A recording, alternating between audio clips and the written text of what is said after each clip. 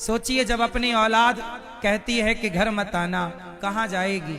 मैं तो उन माओं के लिए आपसे भीख मांग रहा हूं और आपसे भिक्षा मांग मांग कर इन वृद्ध माओं की सेवा करता हूं।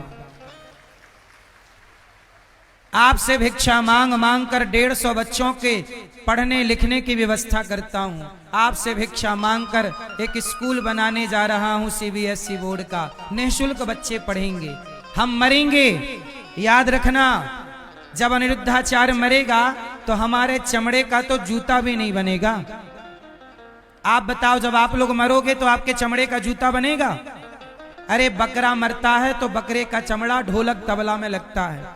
ऊंट मरता है तो उसका चमड़ा जूता बनने के काम आता है। हर जानवर का चमड़ा किसी न किसी काम आता जरूर है। एक हम हैं कि हमारा चमड़ा मरने के बाद काम नहीं आएगा। हम केवल जीते जी काम आ सकते हैं किसी के, इसलिए हम जीते जी काम आ सकते हैं तो काम आए। इसलिए आपसे कहता हूं कि आप भी किसी माँ को रोटी देने के काम आ सकते हो। हजारों संत लोग वृंदावन में फुटपाथ पर जो बैठे रहते हैं, सबको भोजन गौरी गोपाल में मिलता है। आप भी उन संतों को एक दिन का भोजन दीजिए कि कल का भोजन आप अपनी ओर से बंटवाएंगे।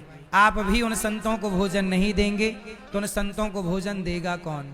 आप भी सहयोगी नहीं बनेंगे तो सहयोगी बनेगा कौन?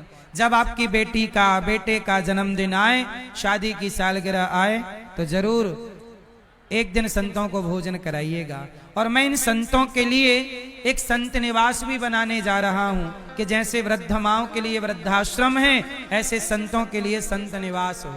उसमें भी आप सहयोग कर सकते हैं। साथ ही अभी हम गायों के लिए एक भूसे का शेड बना रहे हैं, जहां पर गाय के लिए 1 साल के लिए भूसे का स्टॉक किया जाए, तो आप उसके निर्माण में सहयोग कर सकते हैं। और गायों के लिए एक एम्बुलेंस, ताकि गाय सड़क पे कहीं पड़ी मिल जाए तो एम्बुलेंस से लाएं और उसका इलाज कराएं। आप में किसी को दिक्कत होती है तो एम्बुलेंस आ जाती है, पर गाय को दिक्कत होती है तो एम्बुलेंस आती है? वो तो तड़प के मर जाती है। तो गाय के लिए एक एम्बुलेंस हम बनाना चाहते हैं। एक नहीं 2 एम्बुलेंस बनाएंगे कि ब्रज क्षेत्र में कहीं भी गाय हो तुरंत रेस्क्यू किया जाए। और गाय के लिए एक हॉस्पिटल बना रहे हैं ताकि गाय का उपचार हो। उस गाय के हॉस्पिटल में कुछ भूमि की जरूरत है। आप चाहें तो 1 गज भूमि का सहयोग कर सकते हैं, थोड़ा थोड़ा भूमि दान कर सकते हैं। और आपसे जो बन पड़े गौ दान कर सकते हैं, चारा भूसा गाय की सेवा में।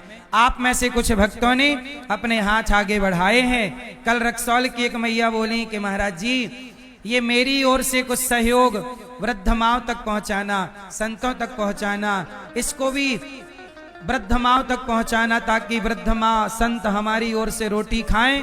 हमने कहा माँ आप कितनी अच्छी हैं कि कम से कम आपने किसी के पेट भरने के बारे में सोचा तो सही। आप भी सोचिएगा जरूर किसी का पेट भरने के बारे में। कुछ भक्तों ने नाम पहुंचाए हैं, नाम श्रवण करते हैं से दानवीर महापुरुषों का। सब लोग बैठे रहिएगा, दानवीर महापुरुषों का नाम सुनेंगे जिन्होंने धर्म से जोड़ा है। बोलिए सदगुरुदेव भगवान की, गौरी गोपाल भगवान की। उपस्थित सभी श्रद्धालु जनों को जय श्री कृष्णा। चैनल के माध्यम से घर बैठकर कथा का रसपान कर रहे आप सभी श्रद्धालु जनों को जय श्री कृष्णा। व्यासपीठासीन सेवा की प्रतिमूर्ति पूज्य श्री महाराज जी के चरणों में कुट नमन वंदन। किसने? जोर से। दुशासन ने। जब द्रौपदी की साड़ी दुशासन ने पकड़ी तो द्रौपदी ने किसे बुलाया? जोर से, जोर से। गलत उत्तर। द्रौपदी ने पहले बुलाया अर्जुन को, भीम को, नकुल को, सहदेव को। द्रौपदी ने सबको बुलाया।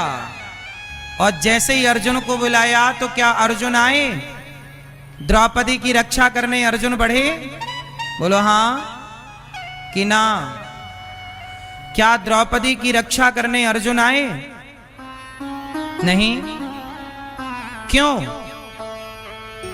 अर्जुन मजबूर है। भीम आए?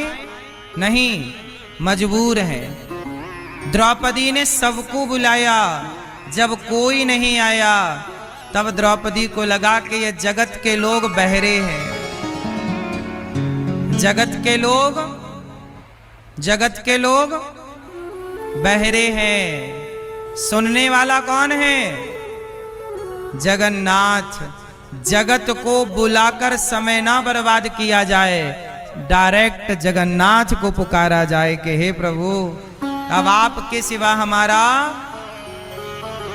द्रौपदी ने सबको बुलाया, जब कोई नहीं आया। अच्छा एक बात बताओ, द्रौपदी ने बुलाने में देर लगाई कि श्री कृष्ण ने आने में देर लगाई? किसकी तरफ से देरी थी? बोलो मेरी माँ। बुलाने की देर थी, आने में देर क्यों? द्रौपदी ने क्यों देर लगाई? क्योंकि द्रौपदी को इन लोगों पे भरोसा था।